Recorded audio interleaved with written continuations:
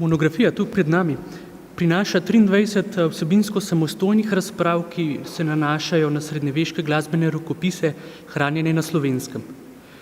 Vse te razprave so posodobljene predelave avtorjevih že objavljenih besedil, so besedila, ki so v zadnjih 2 desetletjih nastala za razne mednarodne znanstvene publikacije ali pa so bila predstavljena na mednarodnih konferencah.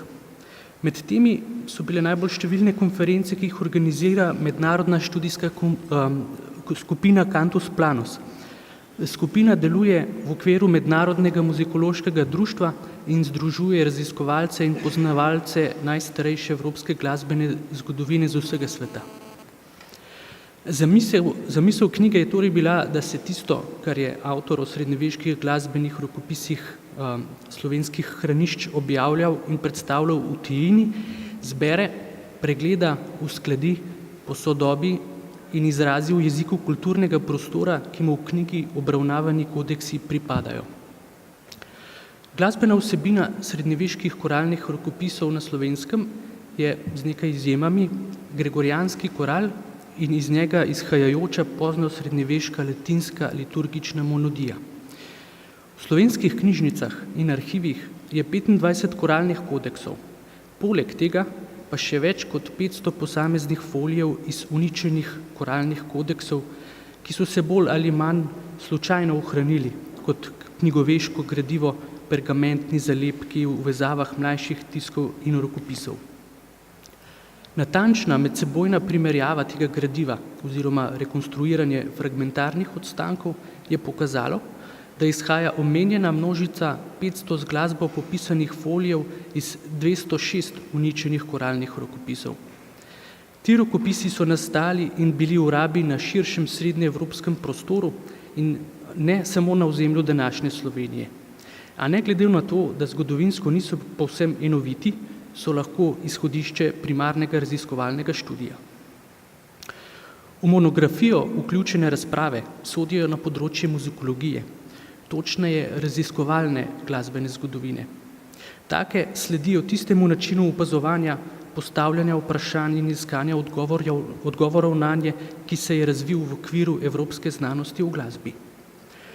Ne glede na to, so razprave po vsebini in metodologiji raznolike. Nekatere se posvečajo notaciji, posameznim glasbenim pisavam, s katerimi je podana v njih prisotna glasbena vsebina. Tako je na primer analizirana pisava cistercijanskega graduala, ki izhaja domnevno iz Tičnje. Druge se ukvarjajo z repertoarnimi vprašanji, tako na primer razprava o sekvencah, ki skuša ugotoviti, kateri primerki te lirsko-glasbene zvrsti so prisotni v rokopisih hranjenih v Ljubljani. Nadalje so obravnavane posamezne stvaritve, taka je na primer razprava o pesniški in glasbeni stvaritvi namenjeni prazniku patronov Kranjske cerkve svetega Kancijana, zasnovana v žanru verzificiranega oficija. Ta stvaritev je domnevno unikum rokopisa. Pri nekaterih razpravah pa so v ospredju zgodovinska vprašanja, kje je rokopis nastal, kje je bil v uporabi. Druge se zopet posvečajo posameznim posebno zanimivim fragmentom. Tako je na primer obravnavan fragment glagolskega glasbenega rokopisa ali pa fragment s traktati enega najvidnejših srednjeveških teoretikov Vidona iz Zareca. In še bi lahko naštevali. Ob koncu knjige je kot posebna vsebinska enota katalog vseh doslej znanih srednjeveških glasbenih virov na Slovenskem. Tu so sistematično navedeni osnovni podatki o vseh 25 kodeksih, o vseh 206 fragmentih in še o drugem, na primer o zgodnjih koralnih tiskih, o polifonih zapisih, o marginalnih glasbenih zapisih, o neglasbenih kodeksih in še kaj. Razprave, ki jih prinaša knjiga, so rezultat določenega študijskega ukvarjanja s srednjeveškimi glasbeni kodeksi slovenskih hranišč, vendar želijo biti hkrati tudi vzpodbuda za nadaljnje delo v zvezi z njimi. Tisto, o čemer razprave govorijo, je nedvomno mogoče postavljati tudi v drugačna sosledja, gledati iz drugih zornih kotov, iz drugih izhodišč. Pomisliti velja med drugim tudi to, da so srednjeveški glasbeni zapisi sledovi glasbe iz oddaljene in slabo razumljene preteklosti. In take je mogoče preučevati in doživljati tudi zunaj okvira glasbenih vprašanj, znanstvenih vprašanj. Predstavitev monografije zato lahko zaključimo takole.